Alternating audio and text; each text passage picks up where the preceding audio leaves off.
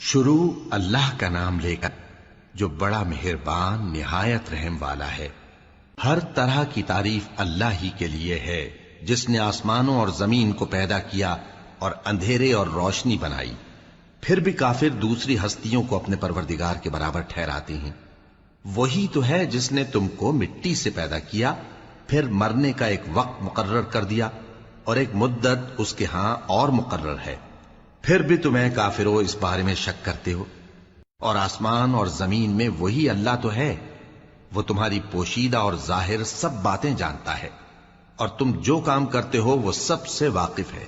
اور اللہ کی نشانیوں میں سے کوئی نشانی ان لوگوں کے پاس نہیں آتی مگر یہ اس سے منہ پھیر لیتے ہیں۔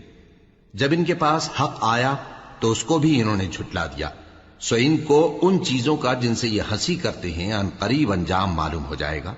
کیا انہوں نے نہیں دیکھا کہ ہم نے ان سے پہلے کتنی امتوں کو ہلاک کر دیا جن کے پاؤں ملک میں ایسے جما دیے تھے کہ تمہارے پاؤں بھی ایسے نہیں جمائے، اور ان پر آسمان سے لگاتار مے برسایا اور نہریں بنا دیں جو ان کے مکانوں کے نیچے بہ رہی تھیں، پھر ان کو ان کے گناہوں کے سبب ہلاک کر دیا، اور ان کے بعد اور امتیں پیدا کر دیں۔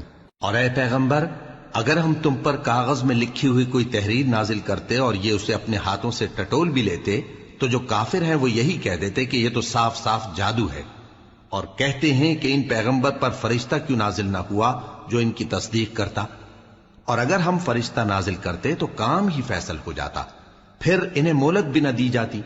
نیز اگر ہم کسی فرشتے کو بھیجتے تو اسے مرد کی صورت میں ہی بھیجتے، اور جو شبہ یہ اب کرتے ہیں اسی شبے میں انہیں ڈال دیتے۔ اور تم سے پہلے بھی پیغمبروں کے ساتھ ہنسی ہوتی رہی ہے، پھر جو لوگ ان سے ہنسی کیا کرتے تھے ان کو ہنسی کرنے کی سزا نے آ گھیرا۔ کہو کہ ملک میں چلو پھرو، پھر دیکھو کہ جھٹلانے والوں کا کیا انجام ہوا۔ کہو کہ آسمان اور زمین میں جو کچھ ہے کس کا ہے؟ کہہ دو اللہ کا۔ اس نے اپنی ذات پاک پر رحمت کو لازم کر لیا ہے۔ وہ تم سب کو قیامت کے دن جس میں کچھ بھی شک نہیں ضرور جمع کرے گا۔ جن لوگوں نے اپنے آپ کو نقصان میں ڈال رکھا ہے وہ ایمان نہیں لاتے، اور جو مخلوق رات اور دن میں بستی ہے سب اسی کی ہے، اور وہ سنتا ہے جانتا ہے۔ کہو کیا میں اللہ کو چھوڑ کر کسی اور کو مددگار بناؤں؟ کہ وہی تو آسمانوں اور زمین کا پیدا کرنے والا ہے، اور وہی سب کو کھانا دیتا ہے اور خود کسی سے کھانا نہیں لیتا۔ یہ بھی کہہ دو کہ مجھے یہ حکم ہوا ہے کہ میں سب سے پہلا فرما بردار بنوں، اور یہ کہ اے پیغمبر تم مشرکوں میں نہ ہونا۔ یہ بھی کہہ دو کہ اگر میں اپنے پروردگار کی نافرمانی کروں تو مجھے بڑے دن کے عذاب کا خوف ہے۔ جس شخص سے اس روز عذاب ٹال دیا گیا اس پر اللہ نے بڑی مہربانی فرمائی، اور یہی کھلی کامیابی ہے۔ اور اگر اللہ تم کو کوئی سختی پہنچائے تو اس کے سوا اس کو کوئی دور کرنے والا نہیں، اور اگر نعمت و راحت عطا کرے تو کوئی اس کو روکنے والا نہیں۔ وہ ہر چیز پر قادر ہے، اور وہ اپنے بندوں پر غالب ہے، اور وہ دانا ہے، خبردار ہے۔